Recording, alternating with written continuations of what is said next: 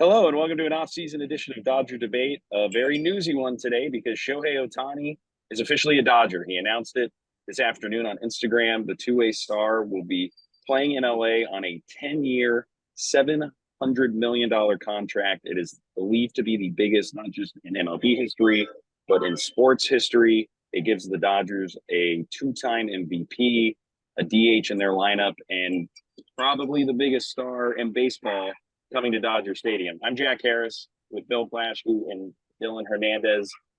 Guys, it has been a crazy week, and the whole Ohtani storyline between news emerging of the teams he met with, all this buzz yesterday that he might be going to Toronto.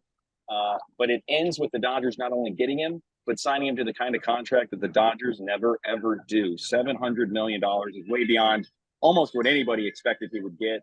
Guys, what's just was your first reaction to this when it popped up today? Well, just say the words. Shohei Ohtani is a Dodger. Just say that. That brings chills. That brings cheers. I'm getting texts through the roof off my phone from friends and family everywhere, and everybody in LA is going nuts about this. This is absolutely the biggest free agent signing in Dodger history and possibly in baseball history. I mean, this is Babe Ruth is a Dodger. You put it that way. This is unbelievable. It's incredible. It set the city on its ear. I mean, it's the Dodgers just signed, just based on his last season's performance, they just signed their best hitter and their best pitcher. It's unbelievable. Yeah, and the fact, right, that they went past I believe the record contract, the AAV right now is it Scherzer, 42 or something, right?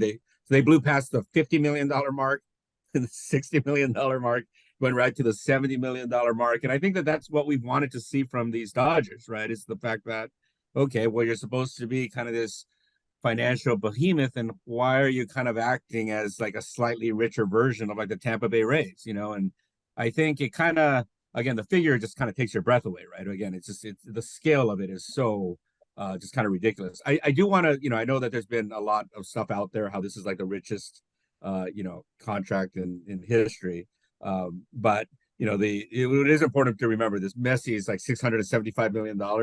That was over 4 years, right? So AAV wise, Messi still might have him, when he was at Barcelona. But yeah, again, it's just, you kind of like, because again, I think, right, with the Dodgers, you just see every year the price of parking going up, the price of concessions going up, the price of tickets going up, and it's kind of like, okay, well, are they just there, right? Do they bait everybody in at the beginning by making that big Adrian Gonzalez trade and getting Hanley Ramirez and kind of getting people excited and never really, right? Was that kind of a bait and switch here almost, and so it's good, I think, to just not just from like a baseball standpoint, but this is also like a great gesture, I think, to the fans, right, who have been kind of like putting up with their, constant October disappointments and, their nickel and diming and stuff over the years. I think that this is kind of the in a way of, and I'm sure, look, let's be honest about it.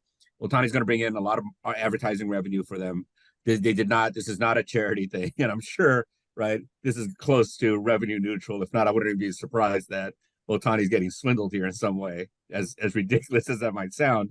But that said, again, I think that this organization needed to make a statement like this. Yeah, and that was my first reaction. I think all along we figured that the Dodgers made the most sense for somebody like Shohei Ohtani. He can stay in Southern California. He can play for a team that is always making the playoffs, even if they've had some struggles advancing through the postseason. He would be with a club that, especially for a guy who, remember, is not going to pitch next year because he had Tommy John surgery this past season. He's probably not going to pitch until 2025. But guess who the Dodgers' head team physician is? The guy who did his Tommy John. Guess what the Dodgers have a pretty extensive track record of? Embracing rehabbing pitchers and helping them through it. They have as many game planning resources and analytical advantages as almost any other team. So from a baseball side, it always made sense. The question was going to be the money.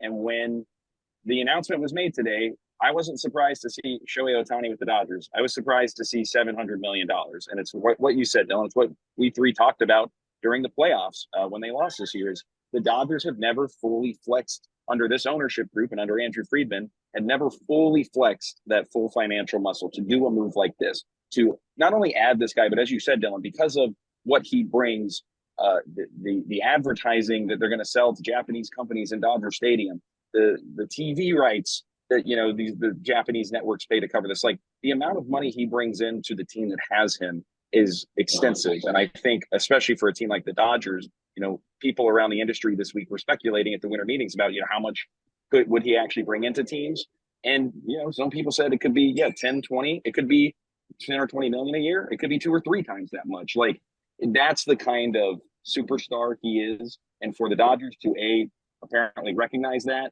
B, go beyond any sort of level I think we would have ever expected them to pay at the start of this process. To me, it signals a clear shift that they saw these last couple of years. They weren't good enough. They saw a player who checked all of the boxes for them. And the most important thing, they were able to get it across the finish line in a way that they haven't with past free agents. I apologize about the noise. I'm in Miami right now, and there's the train is right here. It's been that kind of week where we're all spread out. I think everybody in the industry we didn't know. I've lost my train of thought here. If you guys, we're not spread out. You're spread out. I'm spread out. In LA. It's interesting. He's with Clayton Kershaw maybe leaving the team. This is the biggest star they had. This is the biggest star they've had since probably Manny Ramirez. I mean, this guy is a giant superstar, and they haven't really had that in a town of stars. They haven't had that, and this does pay back to fans who are so tired of paying the increased parking and increased tickets, increased concessions, want to know what they're getting for their money, or they're getting Shohei Ohtani for their money, and that's huge. Yeah, and I'm just kind of right. October now is going to kind of have, I think, and again, I'm basing this a lot off a playoff run that Ohtani had in Japan, which obviously is not Major League Baseball, and the WBC, which probably is also not quite Major League Baseball. But this guy does seem to kind of have the stomach to perform when he has to, right? And it's kind of, again, one thing I think the last couple of post seasons. When these guys started squeezing the bats a little bit tight, maybe Ohtani can kind of be that difference. And, it really just takes one guy a lot of times, right? If one guy kind of brings that kind of calmness, brings that kind of confidence into a lineup, things can kind of change a lot. So, I do still have questions about where they are, on a pitching standpoint this coming season. But, for the Dodgers, I think that this was kind of and it's good for baseball too, right? I mean, again, we saw the WBC, and that's a kind of event that, to be honest, I think a lot of us, when the tournament starts, are kind of like, whatever, but kind of by the end, and Ohtani was a big part of that. You kind of saw this excitement ramp up over it, and the fact that he kind of delivered on call almost, right? I mean, that's kind of the thing about this to me, is that baseball isn't this kind of sport where even Corey Seager, right, has had who's I think we could all agree a great postseason player. Not every postseason series has gone great for Corey Seager, and so the fact that this guy was able to kind of do that almost like on command, almost, it seemed, I think kind of speaks to what kind of big stage competitor he is. And, again, he's going to get that opportunity now year after year to play October baseball. They'll be playing his pregame speech to the Japanese team for the WBC final. They'll be playing it on the video board. They'll be playing the last strikeout of Mike Trout. That's all so dramatic. But the question I have for you guys is, and Dylan brought it up, what about pitching? I mean, pitching is the reason they lost last year. This doesn't address their pitching this year. This does nothing for their pitching at all. And then, frankly, we don't know if Ohtani will ever be the same pitcher again after 2 Tommy Johns. So what do they do about pitching? My view on this has always been that the Dodgers should be absolutely doing whatever they could to get Ohtani this offseason. But part of that is it could not impede them from doing the other things they need to do. And that's one of the big questions now. Do they still go out and have the ability to sign a top pitcher like a Yoshinobu Yamamoto, like a Blake Snell? It seems a lot more unlikely given the contract number that we saw for Ohtani today. Obviously, I think the next logical place you look is the trade market. I think Tyler Glasnow is a good fit for them. I think Dylan Cease could be a good fit for them. Corbin Burns would be a good fit for them if the Brewers decide to move him.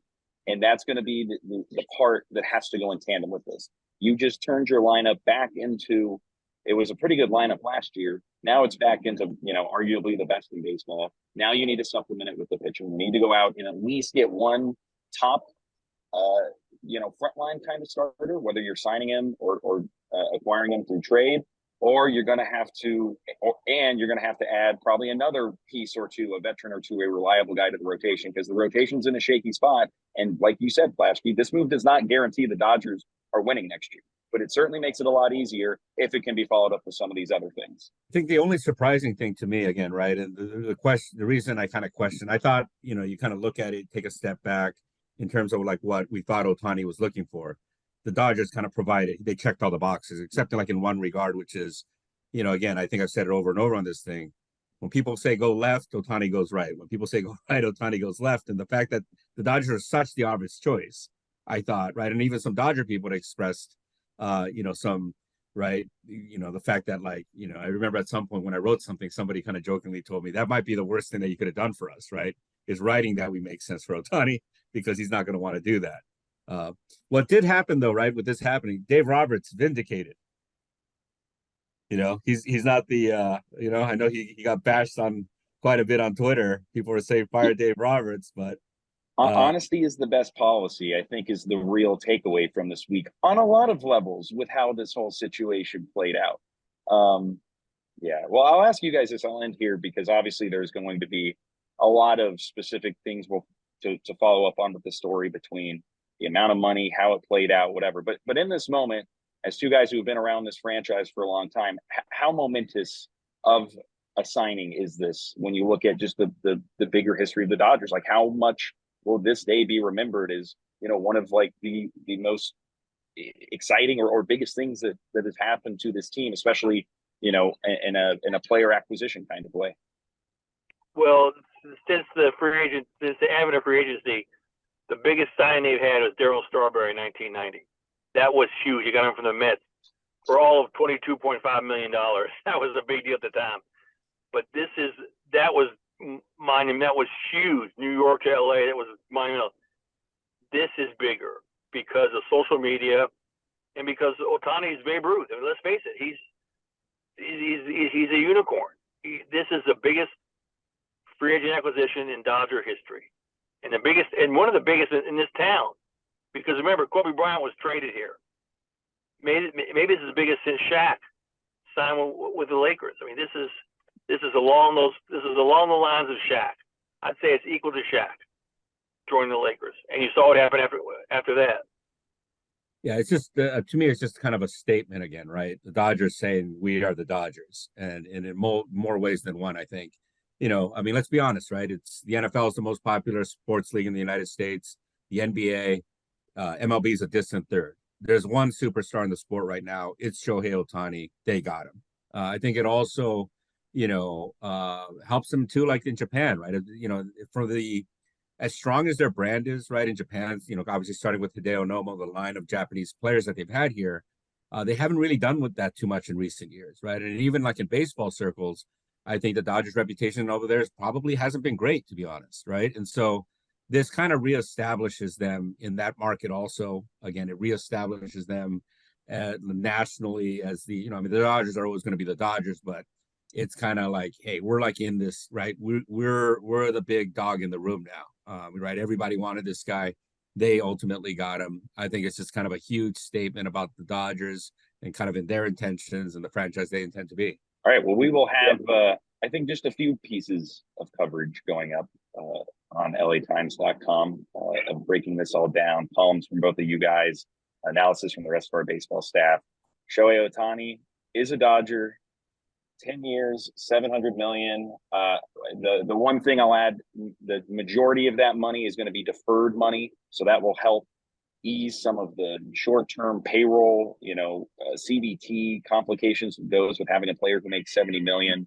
Because of that, it should help the Dodgers still build better teams around him, which probably getting back to, adding the pitching point, things like that will be beneficial.